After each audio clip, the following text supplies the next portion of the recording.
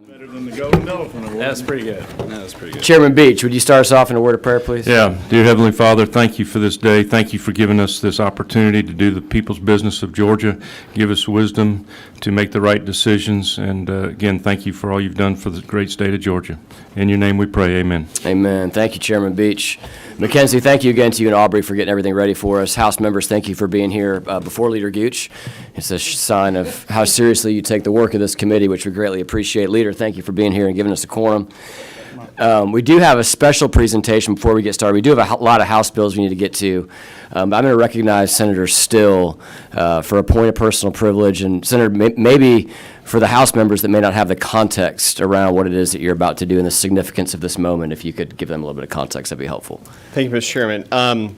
So every week in the Senate, Leader Gooch has a Gold Elephant Award that he gives to the member of the party who really demonstrated the most conservative values. And the aforementioned conversation that we were just having about a license plate bill and the hard work that Senator McLaurin did to try to change the word from America first to Donald Trump first. He's going to have to give that golden elephant back, I believe, or you already did. But because of my deep love and affection for Senator McLaurin, and because he no longer has a golden elephant, now he has a golden frame memento of the floor amendment titled Almost Got Him, because he got 9 Republicans to vote with him on that amendment. So, Senator McLaurin, I just wanted to give this to you for your office.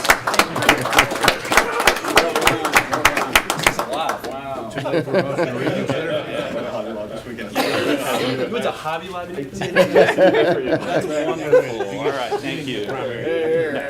All right, so the primary qualifying's over, so he can have some more fun now. Yeah, that's right. There you go. That's right. All right. Good work. Well, as you guys can see, we have 2, 4, 6, 9 bills to get to today. We're going to move as quickly as we can, but giving these House bills proper vetting, because you never know what's in a House bill. We do have Wednesday at 5 p.m. reserved. We have one bill that Chairman Jaspers and I are working on together that we for sure will hear on Wednesday at 5 p.m. Anything that we don't get to today or that we have questions on today, we do have the option of pushing those to Wednesday at 5 as well. But without further ado, my friend and colleague, Chairman Jaspers, we're going to have you present HB 617 and HB 1215, because I know that you've got to get to rules and get some of those good Senate bills to the floor. Absolutely. Thank you, Mr. Chairman. You're right. A colleague, and enjoy working with you a lot and talk with you over the weekend. Gentlemen, HB 617 is a culmination of a lot of years of work. Senator Gooch, Senator Beach, myself, and many others have worked for years on freight logistics. And a lot's been done, especially on wise planning, and 617 is just the focus of that. So it relates to the planning director and their job and focusing on implementation of the freight plan. And that's what you see in the bill. It requires projects to be defined in 3 economic zones: the international trade zone, the inland port zones, and commercial and industrial impact zones. One thing we like is it really makes GDOT, the planning director, report back to us by February 15th. That's during our budget time on the money they have, and as well as state funds. It also, in Section 2, lays down a 2050 planning. As we sit in here, and I know Chairman and I have talked about it a time or two, it's hard, it's amazing to sit here and see the decisions and things we do today have to be done in such a long-range plan. That's one of the hard things I learned when I first became chairman of transportation, because all of it is so long range, and you have to think in that design. I think this bill is important, just essentially because it makes effective use of our money. It's very transparent, and I know it's never done, but that's what the bill does. It's a pretty simple bill, but really all it does is make sure we know what the planning director is doing and reporting back to us. Are there any questions, Mr. Chairman, the committee? Thank you, Chairman. I would just like to comment and thank you for your work on this. I know this is something that you mentioned, you and a lot of others in this room have been working on for a long time. And I think what's most exciting about this is as the House actually passed similar legislation last year, and as you were working on this year, the difference is this year, and the exciting thing this year is we can't just talk conceptually about the idea of a freight logistics plan, but Governor Kemp came to the table and led with hundreds of millions of dollars of funding to get this started, which was a great investment of some of our surplus money. I know that you and I and others spent a lot of time in the off session working with the governor and his team and having conversations around the importance of this. So I think that what I like about this especially is this is not just aspirational, but there's real money to go behind this. So I just wanted to add that as a comment. Are there any questions from the committee? I'd like to add also, I appreciate you worked with me on the op-ed you and I did for the AJC that was been all over the state. You're talking about the needs of freight logistics and transportation. I think it's very well received, and I think we did a good job on it. Great. Thank you for that as well. I agree. Yes, Leader Gooch has a question. On line 107, can you explain how you determine the gender of the state of Georgia as a her? I'm looking at Jenna, right behind you. I'd like to read that sentence on Read it 106. out there. It says, "The safe, effective, efficient, and expedient movement of people and goods are essential to the economic and overall well-being of Georgia and her citizens." I'm just wondering how you determine. Well, I believe, Senator, that we do know the gender of Georgia, and it is her, encompassing the mother of our state and looks after all of us. So it's like mother, what is it, apple pie Chevrolet and motherhood? Something like that, but we do have a lady behind us, behind you, that could probably give us some more.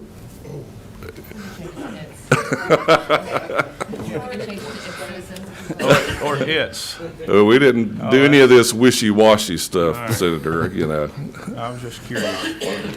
Chairman Beach. Chairman, I just want to make a comment, and I want to thank you and the chairman and Leader Gooch and all the people that really worked on this for years. There's nothing more important than getting our products to the consumer in an efficient, quick manner. I would say one thing that I think we really need to work on is really working with both the railroad, the major railroad companies, CSX and Norfolk Southern, on trying to get more product on rail, working on railroad crossings. I mean, I think that's a major issue to trying to get our product into distribution centers in the metro area from Savannah. The port's going to continue to grow, and it can't all come on trucks, so we've got to continue to work on the mix and make sure that we get a balanced mix, if you will, on rail and trucks. So, but thank you for everything y'all have worked on. And I always say this, my wife just thinks that Amazon package just happens to appear at our doorstep. She doesn't realize, you know, it comes in on a ship, gets on rail or a truck, goes to a distribution center, then gets put on an Amazon truck or a UPS truck or FedEx, and then comes to our front door. And we want to continue to have that robust logistics corridors in our state. So thank you for what you've done. Thank you, Chairman Beach. What's the will of the committee? Motion passed. Senator Still has a motion to pass. And this is on LC 3846S. Senator from Leader, second from Leader Gooch. All those in favor, please signify by raising your hand. Motion carries unanimously. Thank you, Chairman Jaspers. Thank you, committee. All right, moving on. We're actually going to go to the end of the agenda here, a little bit out of order, with HR 1215. Thank you, committee. HR 1215 is a special to me and special to me members of the House. I would say the whole House, and many of you too. It was our road dedication to Speaker David Ralston. It was a pretty hard one for me to present on the House floor, as close as we were. I've asked his Senator Gooch, to carry it for me on the Senate floor. It's naming a new bridge in Fannin County and roadway. There's two in there for him. And there's also a road that cuts across Gilmer County that if you go up to Fort Mountain and you look across, you see Speaker Ralston's entire district from that vantage point, and the road that cuts across. So those two roads, one in Fannin and one in Gilmer. Great. Thank you, Chairman. Any questions from the committee? Seeing no questions, I recognize Leader Gooch for a motion. First, I'd like to ask a question. Sure. On line 30, this is a I serious question. don't have mine with me. Line 31, I'll read the paragraph. I'll tell you what, go ahead and get a copy from Senator Beach, if you don't mind. Here, Rick. You can take mine. Thank you. Brad, Senator. 29 through 31, it's the now therefore paragraph. I was just curious about the wording, interstate connector. Well, that, it's not like interstate, but it is the Between bridge Tennessee that and- crosses the line. Correct. I just wanted to make sure that everyone knew that we do not have an interstate in Fannin County, nor do we ever want one. No, we do not. We have a beautiful, great road, Highway 515, That's that bisects But this is it. a bridge that literally is a state line between Tennessee Yeah. and Georgia. So, Yes, and we are funding it. Right. The state of Georgia is. thank you. Just wanted to clarify that. If it's appropriate now, I'd like to make a motion to pass House Resolution 1215, LC number 39429-5S. We have a motion from Leader Gooch and a second from Senator McLaurin. All those in favor, please signify by raising your hand. 6 yeas, all those opposed, like sign, 1 nay. Motion carries 6-1. Thank you, committee. Here just in time. Thank you for carrying it, Senator Gooch. Thank you, Mr. Chairman. Appreciate your work, and we'll see you in rules. I'll see you on Wednesday, too. I'm sorry.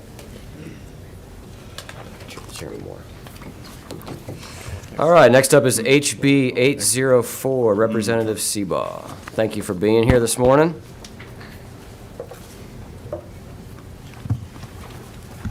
Thank you, Floor is Mr. yours. Chairman, Senators. Thanks for the hearing.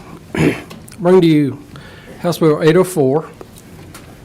What this bill does is require the Department of Motor Vehicles to issue two license plates, one to the owner of an ambulance service and a separate one to the owner of a funeral car service or Hearst.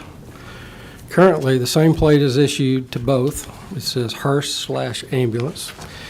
And this bill came to me from the Georgia Association of EMS. They have over 2,000 members.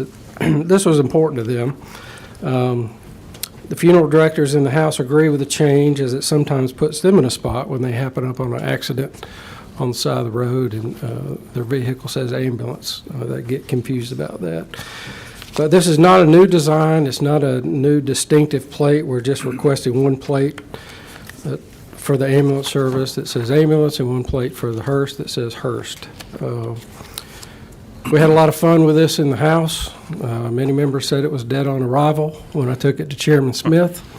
And unfortunately, Chairman Smith approved this plate on the Thursday before his death on Saturday. So this has special meaning to me specifically, but it's an important bill, and I'd be happy to answer any questions. Thank you, Representative. I'm curious the history of this. Do you know why they were combined in the first place? Yeah, so really up until the late 70s, the funeral homes was the ambulance service, and they did use the Hearst as an ambulance vehicle. Excuse me. And after the 80s, you started to see more of the ambulances like we see today, and that they just never changed the plate. So that's kind of the history behind that. Thank you. And then another question. Who do you, if should this pass, who do you have planning on carrying this Senate? And I sure hope you say Senator Williams. I do. I have our funeral director, Rick Williams, to carry this for me. Perfect. Any questions from the committee? The funeral home caucus, right? Yeah, that's right. Chairman Ginn. Thank you, Mr. Chairman. I don't know how many numbers of hearses and how many numbers of ambulances we issue licenses to. Do you have any idea what those numbers look like? I do not, Senator. I know our company has 1,500 ambulances. 150 ambulances. So I would imagine, I really don't have those numbers. I think, and maybe Leader Gooch could chime in on this, but in order to have a license plate created in Georgia, there has to be a minimum number. Do you know what that number is? I believe it's 1,000. Yeah, I think there's a minimum of 1,000 before you can order it. So.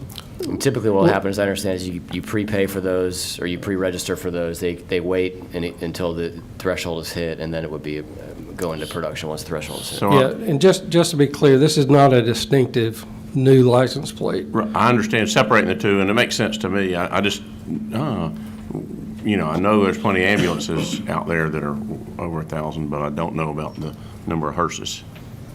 Can you finish your thought for us, Representative, when you say it's not a new distinctive, or what you're Yeah, about so to we're say? not creating a new plate. We're just asking, really, that they change the sticker at the bottom where it would normally say your county that you're from. Right now, it says Hearst/ambulance. All we want them to do is separate those when they issue them for an ambulance service and a funeral car. Does that clarify what you're asking about, Chairman Gann? Great. Representative McLaurin. This is both serious and, funny, I guess, but I would love to provide confidence to the citizens of Georgia when they're getting in an ambulance that the license plate doesn't say Hearst. I think that's helpful. So I'm going to vote for the bill. Thank you, Representative. I appreciate that. And you know you're getting it. Any other questions from the committee? Seeing none, what's the pleasure of the committee? We have a move to pass from Senator McLaurin. We have a second from Senator Gann. All those in favor, please signify by saying, raise your hand. There we go. Motion carries unanimously.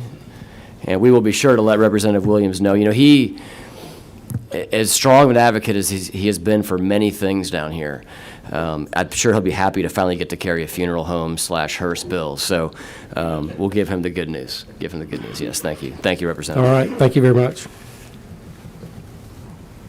All right, next up, House Bill 912, Representative Anderson.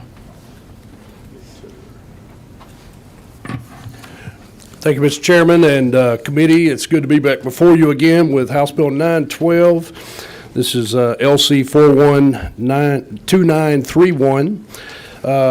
House Bill 912 is a follow-up to House Bill 121 last year, where we allowed the voluntary registration and tagging of multipurpose off-highway vehicles to be operated on county roads only. What this bill does is it exempts those vehicles, that description of vehicle, from personal property ad valorem tax. And I know we heard this bill before, and I just want to summarize it as I understand it. It was never our intent when we allowed these to be tagged for on-road usage that they would be kind of caught, ensnared in the ad valorem tax mechanisms of the state. Department of Revenue came to you and said that it was a little unclear. This is language that you have worked with them on to ensure that they have the clarity that they need to ensure that these vehicles are not taxed. Yes, sir. Did I get it right? That's correct. And I know in our last committee, we talked with Chairman Moore about the possibility of some form of campers or something else being included in here. In my conversations with DOR, they informed me that those are a little bit of a different category, not exactly analogous to this. They have advised us that if we want to do that, we deal with that in a separate bill. I've let Chairman Moore know about that as well when we talked yesterday. So that kind of level sets everybody on the committee with the conversations that have gotten us to this point. Any questions from the committee? Chairman Gann. I'm curious, I don't know all the rules and regs for these type vehicles, but I know there's some vehicles that can go quite fast. If you're operating one of these vehicles on any kind of highway, is there a requirement that they have a seatbelt? There's not a requirement in here for a seatbelt, no, sir. Is it not required for anybody that's operating? I think about the, some of these things will go 50 miles an hour. And you don't have any knowledge of a requirement for those, of any seatbelt on a county road or city street? Not at this point, no, sir. Would you object if I made a floor amendment on that, or we added it here? I mean, I will tell you, it's very close to my heart. My son was killed in a rollover accident, with a side by side, and it just tears me up that if he had had a seatbelt, he might have lived. So. Yes, sir. I would have no issue with that and would welcome the improvement. Thank you, Chairman. Jenna was letting me know behind you these would fall under the typical rules of the road, so that seatbelts would be required in these, just as they are regular passenger vehicles. Thank you. Thank you for that concern. And Leader Gooch. Maybe more clarification. You mentioned when you opened up that this is for county roads only, but it's actually for any non-state road. Is that not correct? No, sir. Actually, the House Bill 121 addressed only county-owned and operated roads, municipal highways, and state highways or federal highways were not included. How about Forest Service roads that are authorized for? There's some question related to that I've been informed of that the National Forest Service might need some clarification at. I thought the intent of doing this earlier, a couple years ago, was to allow them on the Forest Service roads, primarily the dirt roads up in the North Georgia area. Yes, sir. The National Forest Service requires tags on vehicles on those roads. That was the original intent. There have been some individuals who have attempted to do that, and the federal rangers have told them that, you know, they may or may not be able to. So that is a separate issue that we're looking into. Wow, okay. I know they do it in other states surrounding us, so Yes, sir. I think the idea was to basically copy what they're doing, so interesting. Thank you. Thank you, Leader. Any other questions? What's the will of the committee? Motion do pass. We have a motion due pass from Leader Gooch on LC 432931. Second from Chairman Burns. Any discussion? All those in favor, please signify by raising your hand. Motion carries unanimously. Thank you for coming back to see us again. Thank you. All right, next up, we have HB 957, Representative Petrie. Thank you, Mr. Chairman. I'm going to pass down, pass this here. Might be helpful. Thank you, Mr. Chairman. I'm passing down some photographs that might help put this issue in perspective for y'all. Mr. Chairman, bring you today the committee substitute on House Bill 957. To be clear, this is LC 394243S. And this is a bill that addresses a huge problem we have today in Georgia waters, particularly on the coast. Very important to us on the coast. Senator Watson and I, and that is the issue of abandoned vessels. It's also a very important issue in Georgia lakes, and Senator Still has been very engaged in this conversation as well. There are about 38 abandoned vessels on Georgia lakes. There are 159 today on the Georgia coast. You see some examples there of what's going on the coast. And so a lot of this has taken place, and it costs the department about anywhere from $32,000 to $42,000 a year to remove them. And Mr. Chairman, the department is here today if y'all have any questions. And we have the deputy commissioner here and a representative from the law enforcement division as well as needed. But that burden right now to remove these vessels is borne by taxpayers. And this issue becomes a real issue of public safety in terms of navigating the water. About half of these on the coast are sunken. And what people will do when they have a vessel that has no real value, they have no value. They are worn out. They will float them off into the sunset. Sometimes they'll just sink them in a convenient spot. They'll float them off into the high marsh. And many of these, I want to emphasize, are from out of state. And so this has been going on for years, but in the interim between the last session, we had one in the Skidaway River in my district that was from New Jersey. They finally tracked down the owner. The vessel was from New Jersey. The owner was from New Jersey. He had floated down the intercoastal waterway here and just abandoned the vessel in the river. And so the challenge has been is the department has had no means of dealing with this. And in fact, I hate to say, but it's true, there's only been one individual they've been able to hold accountable over the years for this abandoning these vessels, which obviously is a huge issue environmentally and, of course, for public safety as well. So that's what we're trying to address here, Mr. Chairman, and I will tell you, we can go through, if you'd like to, I'm glad to go through the bill, Mr. Chairman, but what we're doing here is putting some real penalties on this that allows the commissioner to do some things, allows the commissioner of revenue to do some things, and actually has criminal penalties in here of a misdemeanor of a high and aggravated nature.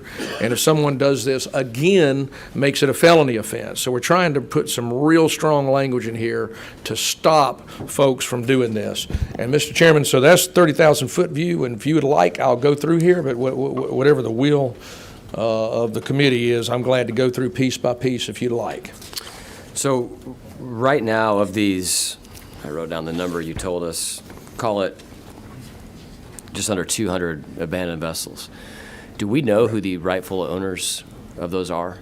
in many cases, and again, the department is here that can speak to that more fully if they desire, but in many cases we do, as in the example I just gave. The problem is there's no real teeth. The department has no way of holding them accountable. Okay, That has been effective, certainly. great. So walk us through, I know you mentioned the criminal penalties. Walk us through the fine mechanism that you're putting in place here. Yes, sir. So if you go to, let me go through, much of this is procedural, Mr. Chairman, where it describes how we, kind of mark attach a vessel card, like we do with abandoned vehicles on the side of the road. As we worked on this, in fact, with Ms. Doldy there, who's been wonderful, we tried to pattern this after some of what we do with abandoned vehicles on the side of the road. And so you've got, a lot of this is procedural, but to your point, if you'll go to page 6 on lines, down around line 143, so when we capture someone, here's one of the things we can do. So the commissioner, you'll see there on line 144, may revoke, suspend, or deny or refuse any vessel certificate of number or commercial fishing boat license. So the first thing we're doing is allowing the department to, revoke a vessel certificate. It may be not on this vessel, but any other vessel they may have. Because again, we don't know, we don't know exactly what the circumstance is going to be like, but that may be effective in helping to avoid this. And then on line 165 on page 7, you see we give the commissioner of revenue, our state revenue commissioner, the authority to suspend, deny, or refuse a motor vehicle license. So we're trying to put teeth in here to stop people from doing this. So those are the two real issues. And then on lines, Mr. Chairman, on line, you really get into, on page 11, the penalties, the criminal penalties. If this is a vessel that has been abandoned, not moved, and has been proven not to be stolen, all of that is procedurally in here, then you'll see the breadth of page 12, which the top begins on line 279 talking about the notification, and then on line 295, I'm sorry. I'm seeing on line. Wrong page. I'm seeing 351 and 358, I think is. I was looking at the wrong page. On line 351, you're dealing with the misdemeanor of high and aggravated nature. If someone has refused to remove their vessel, refused to accept any responsibility, misdemeanor of high and aggravated nature, second offense. Can't imagine this happening twice. Second offense, a felony. And so we're trying to put some real teeth in here to, to halt this practice, which they continue to accumulate. And I do want to point out, Chairman, we've got on page 12 on line 295, we have a section that explains that in a state of an emergency, this would not apply. Obviously, we have a hurricane where we have beyond, an act of God that creates a problem like this. We need to allow a much longer time frame for people to remove these vessels. And so we do that there. The department would like to amend this to put 36 months on there. We have basically suspended it altogether in this language that we passed in the House. The department has asked today if we would, and I think, Ms. Doldy, I think they've texted to you as well, they would like some language to limit that to 36 months. Walk us through where that is again. Yes, sir. Line 295 through 297. It suspends this in a state of an emergency, and what we contemplated there was You have 30 days. a hurricane. Sir? You have 30 days. Well, the 30 days is the So you want this to extend the standard for- requirement. We're going to push that back to the amendment by department request would be 36 months. Right now, we suspend that altogether indefinitely in a state of emergency with this language. And that is what the department has requested here today. And they are, again, the deputy commissioner is here, Trevor Santos, if you'd like him to speak to that, Mr. Chairman. Sure. So what I see that she just gave me here is on line 296, they're proposing to strike the word upon and replace it with within 36 months of A. And then again on line 353, striking upon and inserting in its place within 36 months of A. So we'll hold that for the appropriate time. Chairman McLaurin? Sorry. Well, you never know. You're getting golden elephant, framed amendments, just the natural next step. Thank you, Chairman. I had a question. Good to see you, Representative. Good to see you. I would imagine a lot of times when this happens, somebody's doing it intentionally, that they're just getting rid of the boat. Yes. One concern or question I'd have is if somebody were to have a mechanical failure or some reason why, out of their control, the boat's inoperable, and then they have to abandon it, and then they lack the means or, some sort of ability, like basically that it's not in bad faith. Maybe they leave the boat there, but then, they get a notice, they're supposed to remove it, but, times are hard, they don't have the ability to go fix it, move it. In a case like that, are we worried at all about the criminal liability capturing somebody who's not trying to leave it there? Well, that was an issue. So I've spoken to that issue early on with the department. We don't want to capture anybody who has a problem. I've been, and again, we can get maybe the department to speak to that. This vessel is going to be marked ahead of time. There's going to be notice made to the owner. There's going to be conversation back and forth. We're trying to capture a vessel that has literally been abandoned, and oftentimes they remove serial numbers intentionally. Right. They sink them. These people are going out of their way to try to be irresponsible. My understanding to your question is that we are not capturing those individuals here. But again, because I want it to be right, I may well ask law enforcement to come up and speak to their process now. That might be helpful to you, Senator, as well. Sure. But it's a great question, and we certainly don't want to capture those folks. That's good to hear. Since we're opening up anyway, I was wondering if I just threw the word intentionally in before fails. That's a very simple addition, and it would hopefully just narrow it. Because like I say, based on what you're explaining, it sounds like most of the problems here with people who are bad faith doing this on purpose, the word intentionally would not change that at all, and would in fact just make sure that it's limited to those folks. So if we're going to make amendments, I'm going to just put that into the consideration of the committee. Well, thank you. Thank you for your help. Where's Trevor? Any other questions from the committee? Might be helpful to have you all speak to that. Yeah. And Chairman, I'm going to ask you Sure. to speak to that. I think it's helpful. Good morning, Mr. Chairman, members of the committee. Trevor Santos with the Department of Natural Resources. I want to let Major Holly speak to it, but I think when you talk about intentional, that's certainly a tougher element to prove. What the bill sponsor and Chairman Petrie is trying to encompass here is those who are bad actors, who are dropping a vessel, not acting in good faith. Certainly, we want to work with someone if there are issues within that 30-day period. And then I think with the language of putting the vessel check card on the vessel, notifying that vessel owner who has registered it with the department, again, we want to certainly work with them in that 30-day period. But as far as the proof of the intentional abandoning of a vessel, I'll let Major Bob Holly from our Law Enforcement Division speak to that. Good morning, Mr. Chairman and members of the committee. I think the word intentional just adds another element of proof when you're trying to prosecute somebody for a crime. As with any other procedural thing we do, we will run the registration to determine who the last lawful owner of the vessel is. And once we determine that, speak with that individual, find the circumstances of how the vessel was left there, and then work through that as we would in any situation.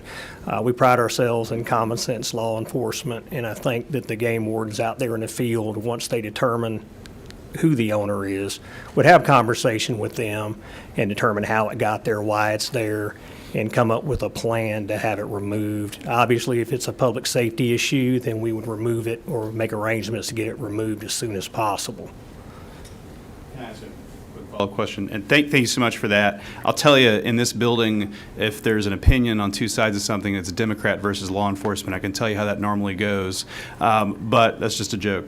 But what I wanted to do was just try to make sure that if there's something beyond their means, right, or if it's not a bad faith letting a vessel there for any reason, that they're not subject to what we call in the business a strict liability crime that has no mental state whatsoever. Would y'all settle for negligently? Because that's a much bigger scope that, even if they're not doing it on purpose.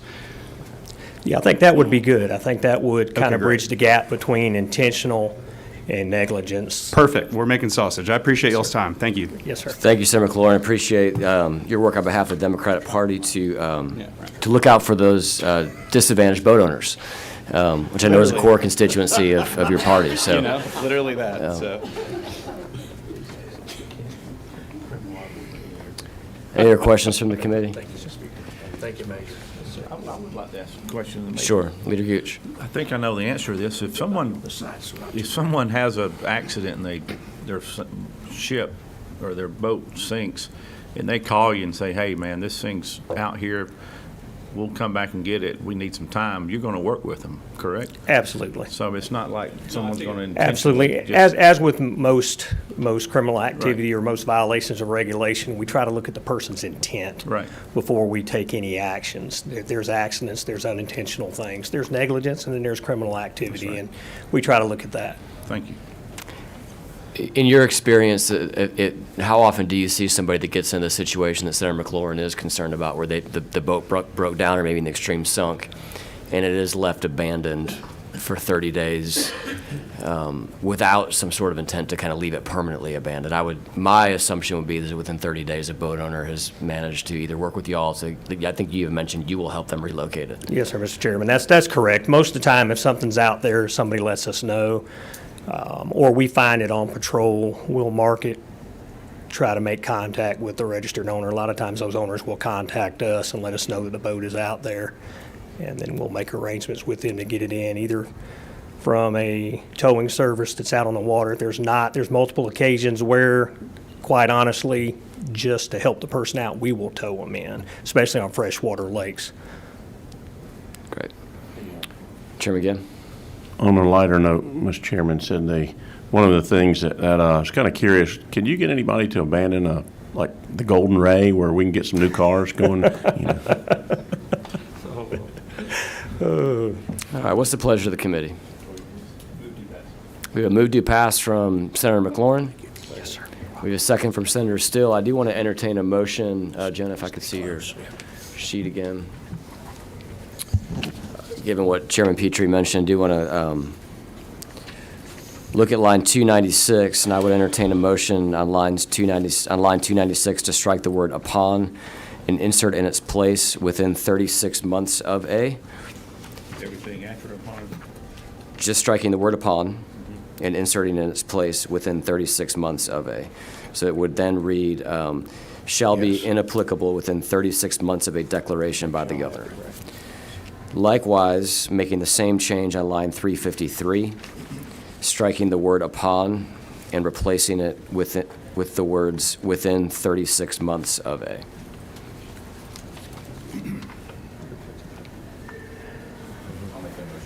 See a motion for that amendment from Chairman McLaurin.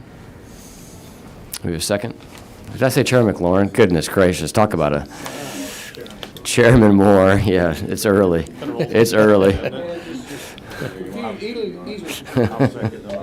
We have a second from Leader Gooch. All those in favor, any discussion on the amendment? All those in favor of the amendment, please signify by raising your hand. Motion carries unanimously. So we are now on to action on the underlying bill as amended. Sure, I'm going to recognize Senator McLaurin. Pursuant to our enlightening conversation there, could I do an amendment on line 348? Before the word fails is just adding the word negligently. And that's the entire amendment, sir. 348. So before the word fails, you would read resources that negligently fails. Correct. Great. We have a second from Chairman Moore. Any discussion on that amendment? Thank you. I would add discussion there that I think the intent of this bill has been made clear by the author and law enforcement, and would have concern personally that negligently would perhaps put them in a web of not being able to work around this, but certainly Could I the respond? committee feels differently. Yes, please do. I definitely acknowledge it's an additional element of proof. I think law enforcement acknowledge there's a huge difference between negligently and intentionally. I think in the vast majority of cases where you have somebody who really does abandon, they're going to get notice, they're registered under the bill. I would even think you'd have enough for intent, but the reason I went back to negligently is because it just provides that small sliver in case somebody, for whatever reason, is not trying to do this. And So that's- you would envision them looking for things like removed serial numbers, VIN numbers, things like that. If as they signs if of- they have one removed serial number, they got enough. Absolutely. For negligently, certainly. But I just think it's that small bit of protection. And granted, it is an extra element. But again, I'm what Leader said. Granting that y'all are going to be cooperative 99.9% of the time, and that if it does ever come to blows, it just gives the person the ability to make an argument that they were trying their best, but they couldn't get it done. And that's just process. But Thank you, Senator. Yeah. All right, I'm going to go ahead and take a vote on the amendment. All those in favor of the amendment, please signify by raising your hand. I see 1, 2, 3, 4, 5. All those opposed, like sign. 3, motion carries 5-3. So we now have 2 amendments on the underlying bill. Any more discussion on the underlying bill? All those in favor as amended, please signify by raising your hand. Motion carries unanimously. Thank you, gentlemen, for being here. Thank I you, believe Chairman. you mentioned that Chairman Watson will be carrying this for you. in I the think Senate. Senator Steele is going to carry Senator this Still in the one Senate. next. All right, Yep. you got an upgrade. All right. Yeah, that way we've got a coastal guy and a lake guy covering it, carrying Perfect. this bill. Leader Gooch. Thank you, Mr. Chairman. I appreciate all your help. Question. I noticed there's a gentleman that's in the liquor lobbyist industry in the room. I wonder if he has any concern about this bill of ships being abandoned off the shore of Georgia. I was just curious if he had an interest in this legislation. No, sir, Mr. Leader, I'm just here for a chair. Oh, okay. You and me both, sir. We have that moonshining industry up North Georgia. They're concerned about shipping goods. So. Indeed you do. All right, House Bill 1235, Chairman Meeks. Thank you, Mr. Chairman, members of the committee. House Bill 1235, LC 494236S, bringing for you today a bill that late last year we had some conversation among the crane industry, these big 50-ton cranes that move up and down our highways currently. Policy was changed to no longer allow them to be tag and title, which has been the common practice due to disagreement among some of the counties across our state. So this bill just simply seeks to clarify long-time practice that the cranes that move up and down our highways are eligible to be tag and titled. Motor Carrier Compliance Division identifies the individual vehicles that are moving up and down our highway that are required to get a one-way permit from Motor Carrier Compliance Division. That tag number is used to identify, obviously, the permit. I've spoken with Motor Carrier. They are fine with this piece of legislation. It doesn't allow any more vehicles to be added to have access to the highways. It's the big cranes that have a separate operational station for the crane and the truck itself, rubber tires. So we're just confirming that they are allowed to get a tag and a title, pay TVA, TA taxes at the time of the registration, and continue to build our state. I had a question after your work you did last session, on lines 43 to 50. Are you doing anything here to change crane weights? No, sir. As it relates to No, sir. That is that's current law, so we're leaving that as is. Perfect, thank you. Any questions from the committee? Chairman Moore, number 10. Thank you, Mr. Chairman. What were you saying there at the very end about ad valorem tax when it comes to cranes? I mean, some of these cranes are $1.5 million, $2 million. That's correct. Historically, the owners would pay TVA, TA taxes on those. So we're keeping everything the same. We're just making sure and putting it into code and identifying them as special mobile equipment so that they are eligible to get the tag and title and pay those taxes. So it would remain as it is currently. Okay, what if the crane's registered out of state? It would be tag and titled out of state. Okay, so what if another state doesn't require a tag? Everyone around us, to my knowledge, I know Florida does, South Carolina does. To my knowledge, everyone around us requires a tag to travel on their roads, even on these cranes. Okay, they're not just like a farm vehicle? They are not a farm vehicle, no, sir. Okay. Thank you, Mr. Chairman. Senator Still. Thank you, Chairman Meeks. Is there a provision in this bill anywhere for people that sell these cranes at auction? Is there any concern we need to have about that?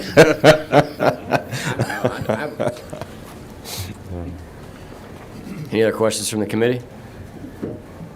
Chairman Ginn. Thank you, Mr. Chairman. I'm curious.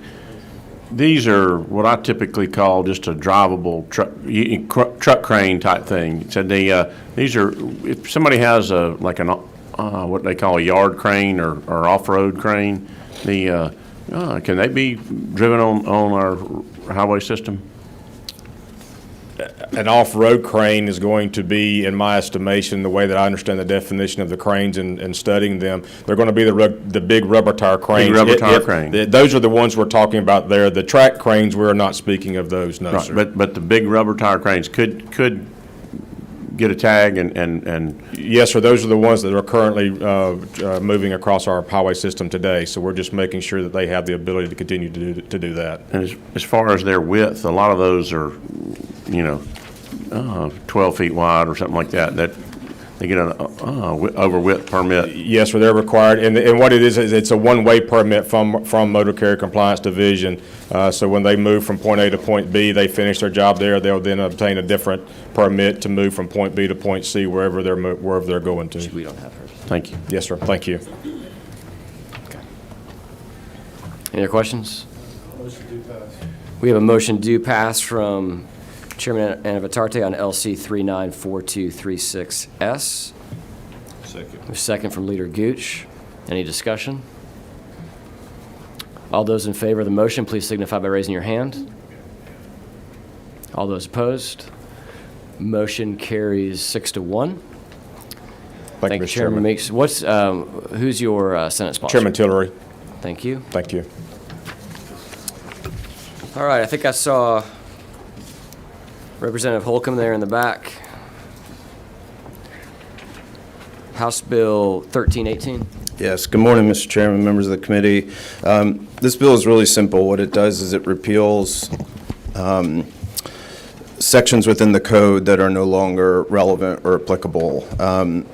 How it came about is I was reading the code and came across the Georgia Rail Passenger Authority Overview Committee, which is on page 7. I looked into it. Nothing's been done with that for more than 10 years. So I filed a bill to repeal it, and then House leadership added on in committee substitute what had been Senate Bill 23. Senate Bill 23 passed last year unanimously, but was vetoed by the governor because of issues with the Georgia Data Analysis Center. This does not include the section that he vetoed, but has everything else. And there is, in full transparency, a similar bill that the Senate just passed, Senate Bill 341, which is very similar, except it also includes items with the Georgia Legislative Services Committee. So in sum, for the most part, it's repealing entities that no longer exist in state government, and a couple of places it's changing the names to reflect the current names for entities to include, for example, a Senate committee. And I'd be happy to answer any questions if there are any. Can you walk us through the addition of Senate Bill 23 and where that's at in the bill and what exactly that does? Yes, it's basically everything except for the Georgia Rail Passenger Authority Overview Committee. So Part 2, Part 3, not Part 4, but as I mentioned, we don't do that. Part 5, and I did get a question in the House on Part 5 about the Office of Women's Health, which is being struck. What's important there is we're not actually striking the Office of Women's Health, we're just striking a reporting requirement, which was taken away from a Senate bill that was passed in 2019. And then Part 6, 7, 8, 9, 10, 11, and 12 were all from Senate Bill 23, but not the part that was vetoed. The only part that was vetoed concerned the Data Analysis Center, and it was an issue of separation of powers. The governor wanted to be able to maintain total control, and that section that was vetoed had an apportionment with some legislative oversight. So everything in here is the non-controversial, non-vetoed portions. Great. Thank you, Representative. Any questions for Representative Holcomb? I'll entertain a motion. We move to pass from Senator McLaurin on LC 54032, 72S. We have a second from Leader Gooch. Any discussion? All those in favor, please signify by raising your hand. Motion carries unanimously. Thank you, Representative. Who is your Senate sponsor? Senator Kirkpatrick, sir. Thank you. Great, thank you. Next up is Representative Huddleston, H.R. 854, which is the House road naming bill. And as you all know, we sent a Senate road naming bill over on crossover day. You'll see in this resolution the additions of SR 653 and 655, which are two road naming bills from Senators Hatchett and Payne that we think may complete our work on road namings on our side of the chamber. If there is a needed change, we will do that on the floor. We think we may have one coming from Senator Orrock that we've not received the ad for yet. So with that, Representative, you can take it away. Thank you, Mr. Chairman, and the members of the committee. Yes, this is bringing for you the H.R. 854. I have the honor of carrying the House Transportation Bill. I'm working off of LC 394294S.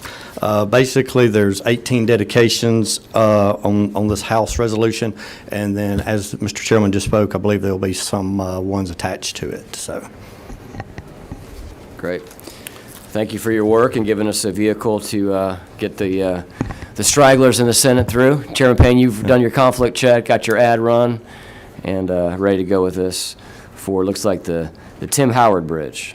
So thanks for being here this morning. Any questions from the committee? Yes, Leader Gooch. The first one on the resolution talks about a person named Nellie. Can you go into detail about who Nellie is?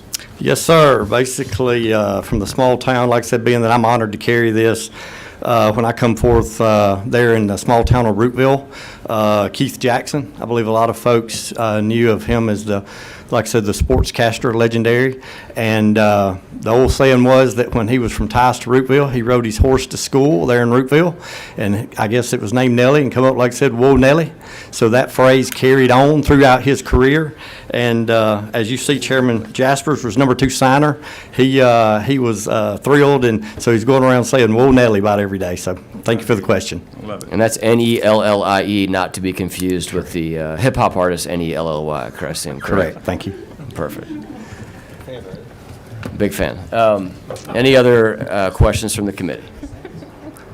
That's right. ARC now. All right, I will entertain a motion on LC 394294S. So, a motion do pass from Chairman Ginn. Need a second. Second from Leader Gooch. Any discussion? We have. Yes. Oh, they're not. They're not here, so you gotta add Great. right now. So let me see. I will also entertain a motion to append to this Senate Resolution 653 and 655. A motion to amend from Leader Gooch, second from Chairman Ginn. Any discussion on the amendments or the amendment? Yes. Is it the style of the amendment, the resolutions in their entirety, or the operative language of the resolutions? Just trying to figure out I've never seen a resolution in its entirety. I'll defer to council on that question. So you're just approving that it's gonna be added, I'll do a committee sub where it's added to the first Bakes step. it all in. I guess. Yeah, Similar it just didn't get baked in. So these would add, it would take the part section. So if you look, you got a bunch of these part sections, it would take the part sections from these resolutions. Yep. Any other discussion? All those in favor of the amendment, please signify by raising your hand. Motion to amend carries unanimously. We are now on to a motion on the bill as amended. All those in favor, please signify by raising your hand. Motion carries unanimously. Thank you, Representative. Who's going to be your Senate sponsor? I'm taking under the direction of Chairman Jasters. I'm not sure who he maybe have carrying it on the Senate side. Great. I would be happy to carry that for you unless you thank have a better tribute. Sounds great. Thank you. Absolutely. Thank you all to the committee. Thank you for being here. And last but certainly not least, thank you, Representative Hughley, for hanging in there with us on H.R. 1164. Thank you, Mr. Chairman. Last but certainly not least, we bring House Resolution 1164 on behalf of the Columbus delegation to honor our dear colleague, the late Representative Chairman Richard Smith. And we're going to honor him with an interchange naming in the heart of our city because we want to keep him in our hearts. Great. Thank you for bringing this. And I know that he was a dear friend of many members in the House and the Senate as well, and will be dearly missed. Any questions from members of the committee? I've got a motion due pass from Chairman Ginn on LC 394250. Second from Leader Gooch. Any discussion? All those in favor, please signify by raising your hand. Motion carries unanimously. Thank you for waiting. Who's going to be your Senate sponsor on this resolution? Senator Robinson, Randy Robinson. Great choice. I know that those two were dear friends as well, so thank you for bringing this. Members of the committee, that concludes our work today. As a reminder, we will have at least one bill at 5 o'clock on Wednesday. I don't know of anything else that's in flight on that, but if there is, we'll certainly let you know. And this meeting is adjourned. Thank you.